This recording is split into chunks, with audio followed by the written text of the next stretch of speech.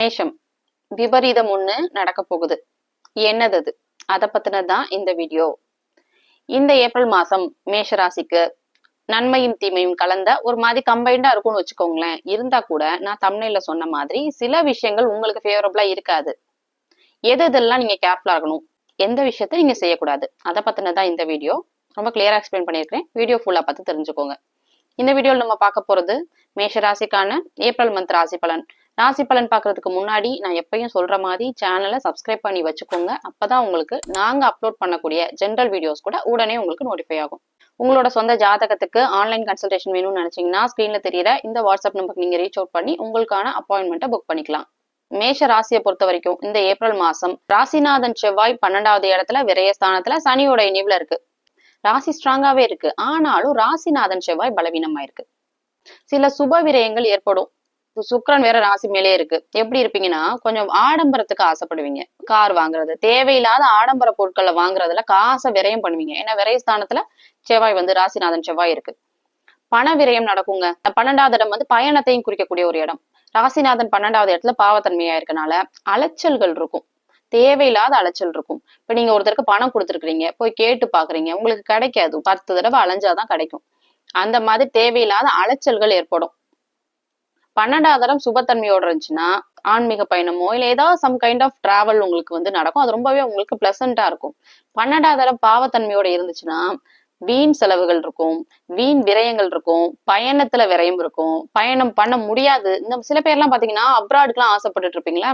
சில பேர்லாம் ஒர்க் பர்பஸ்க்காகவோ இல்ல படிக்கிறதுக்காகவோ ஹையர் ஸ்டடீஸ்க்காக அப்ராட் போகணும்னு எதிர்பார்த்துட்டு இருப்பீங்க. வீசா தள்ளி போயிட்டே இருக்கும். இந்த மாதிரியான விஷயம் நடக்கும். ஏன்னா 12வது இடம் ரொம்ப பாவத்தன்மையோடு இருக்கு. 2 பாவ கிரகங்கள் என்னதான் ராசிநாதனா இருந்தாலும் 12வது இடம் 2 பாவ கிரகத்துறை தொடர்புல கெட்டு போயிருக்கு. பயணத்துல தடை, பயணம் பண்றதுல தடை, இந்த மாதிரியான விஷயங்கள் இருக்கும். சில பேருக்கு கால்கள் எல்லாம் கூட அடிபடுறதுக்கு வாய்ப்பு இருக்கு. கொஞ்சம் பார்த்து ரொம்ப கவனமா இருக்கணும். செவ்வாயும் பாவத்தன்மை அடைஞ்சிருக்கு. உங்களுக்கு அட்டமாதிபதி செவ்வாய் பாவத்தன்மையோட இருந்தாலே விபத்து மாதிரியான விஷயங்கள் நடக்கும். ஸோ டிராவல் பண்ணும் போது ரொம்ப கேர்ஃபுல்லா இருக்கணும். கொஞ்சம் போக்கஸோட இருங்க, அவ்வளவுதான். தனஸ்தானாதிபதி ராசி மேலேயே வருது. 7வது இடத்தோட தொடர்பு கொள்ளுது. சில சுப விஷயங்கள்லாம் நடக்குங்க. திருமணம் ஆகாதவங்களுக்கு திருமணம் ஆகிறது, காதல் திருமணம் நடக்கிறது, நண்பர்கள் காதல் திருமணம் சம்பந்தப்பட்ட விஷயங்கள் ரொம்பவே நல்லா இருக்கும். ஏன்னா சுக்கிரன் பாத்தீங்கன்னா ராசி மேல 7வது இடத்தோட தொடர்பு கொள்ளுது. 7வது அதிபதியும் கூட. 7வது அதிபதி நல்லா ஸ்ட்ராங்காவே இருக்கு. குருவுடைய பார்வையும் கிடைக்குது ராசிக்கு 7வது இடத்துக்கு. சோ காதல் திருமணம் சம்பந்தப்பட்ட விஷயம், மனைவியால ஆதரவு, மனைவி வழி சொத்து கிடைக்கிறது, கணவன் மனைவியால ஒருத்தருக்கு ஒருத்தர் பாத்தீங்கன்னா பண உதவி கிடைக்கிறது, கணவன் மனைவிக்குள்ள இதுக்கு முன்னாடி இருந்த கருத்து வேறுபாடுகள்லாம் கூட விலகி ரொம்ப கணவன் மனைவி உறவு ரொம்ப நல்லா இருக்குங்க. ராசிக்கு 3வது அதிபதினு சொல்லக்கூடிய புதன் பாவத்தன்மை அடைஞ்சிருக்கு. இளைய சகோதர ஸ்தானம், சகோதர காரகனான செவ்வாயும் பாவத்தன்மை அடைஞ்சிருக்கு.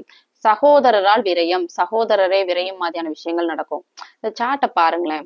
செவ்வாய் சனியோட சேர்ந்து உங்களுடைய ராசி மேஷ ராசிக்கு 12வது இடத்துல மறைஞ்சிருக்கு. 3வது அதிபதியான புதனும் பாத்தீங்கன்னா ராகுவோட இணைஞ்சிருக்கு. குரு பார்வை இருந்தா கூட ராகுவோட இணைவுல இருக்கு. மேக்சிமம் பாவத்தன்மை அடைஞ்சிருக்குல.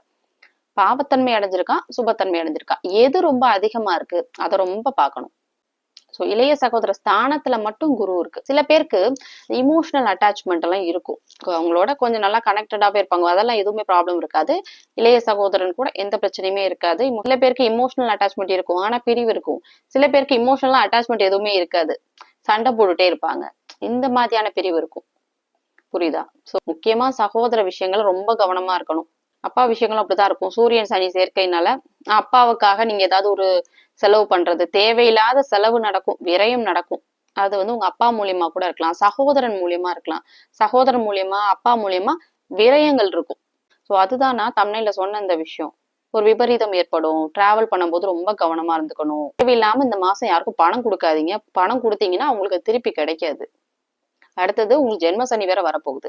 இந்த டைம்ல சில பேர் தப்பான முடிவுகள் எடுப்பாங்க. ஜென்ம சனி வரப்போகுதுன்னா அதுக்கு கொஞ்சம் முன்னாடி நிறைய தப்பான முடிவுகள் எடுப்பீங்க. யாராவது உங்களுக்கு புதுசா இன்ட்ரோடியூஸ் ஆகக்கூடிய பர்சனா இருக்கட்டும், ஏதோ ஒரு ஹெல்ப் கேட்கறாங்க அப்படிங்கிற மாதிரி எவ்வளவுதான் க்ளோஸ் ஃப்ரெண்டா இருந்தா கூட பண விஷயத்துல ரொம்பவே கேர்ஃபுல்லா இருந்துக்கோங்க.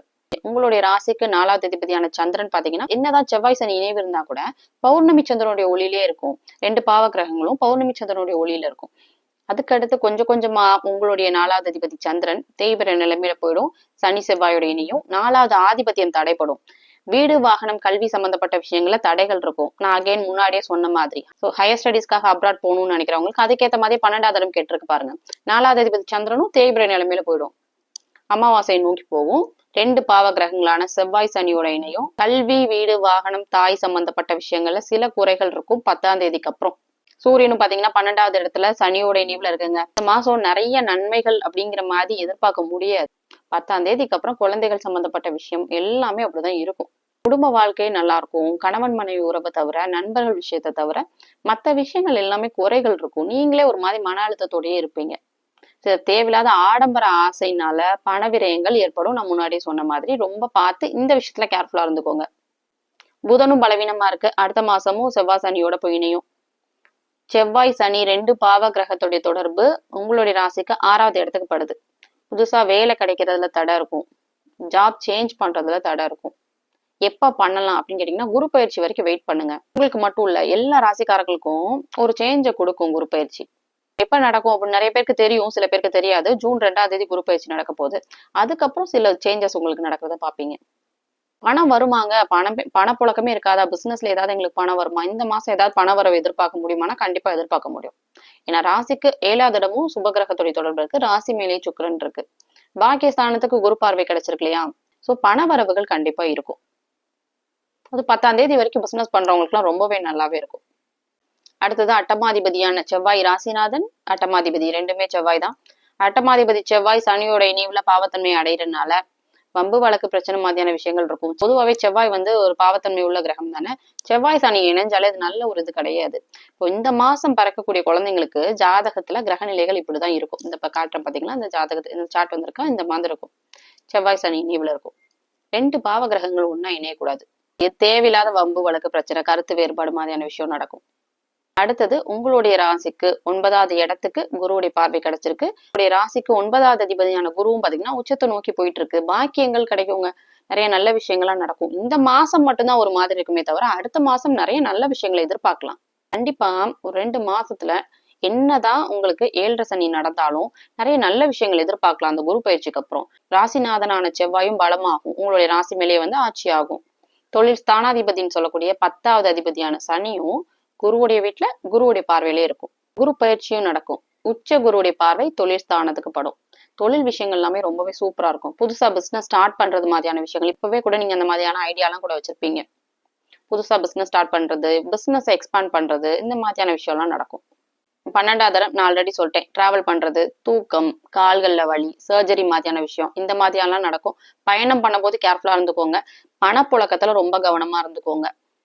அப்பா சார்ந்த விஷயங்கள்ல சில பண விரயங்கள் ஏற்படும். ஸோ இந்த விஷயத்தெல்லாம் கொஞ்சம் கேர்ஃபுல்லா இருந்துக்கணும். ஸோ மற்றபடி ரொம்ப நல்ல மாசமாவே இந்த ஏப்ரல் மாசம் அமைஞ்சிருக்கு. நிறைய பண வரவுகள்லாம் நடக்கும். புது விஷயங்கள்லாம் கூட ஸ்டார்ட் பண்றதுக்கான ஐடியா உங்களுக்கு வரும். எது பண்றதா இருந்தாலும் குரு பயிற்சிக்கு அப்புறம் பண்ணுங்க, ரொம்பவே நல்லா இருக்கும். மாசத்துல 6, 7ஆம் தேதிகள்ல சந்திராஷ்டமம் நடக்கும். மேஷராசியை பொறுத்த வரைக்கும் எப்பயுமே சந்திராஷ்டமம் பாத்தீங்கன்னா சந்திரன் நீசமாகி தான் உங்களுக்கு சந்திராஷ்டமம் நடக்கும். அந்த டைம் பாத்தீங்கன்னா முக்கிய முடிவுகள் எடுக்கிறத தவிர்த்துறது நல்லது. மற்றபடி மேஷராசியை பொறுத்த வரைக்கும் நல்ல மாசமாவே இந்த ஏப்ரல் மாசம் அமைஞ்சிருக்கு. நான் சொன்ன இந்த விஷயங்கள் எல்லாம் உங்களுக்கு ஒத்து போச்சுன்னா எனக்கு கமெண்ட்ல உங்களோட ஒப்பீனியனை சொல்லுங்க. உங்களோட சொந்த ஜாதகத்துக்கு ஆன்லைன் கன்சல்டேஷன் வேணும்னா ஸ்கிரீன்ல தெரியுற இந்த வாட்ஸ்அப் நம்பருக்கு நீங்க ரீச் அவுட் பண்ணலாம். மற்ற ராசிக்கான ராசி பலன் வீடியோ லிங்க் ஃபர்ஸ்ட் கமெண்ட்ல பின்டா இருக்கு, நீங்க கிளிக் பண்ணி செக் பண்ணிக்கலாம்.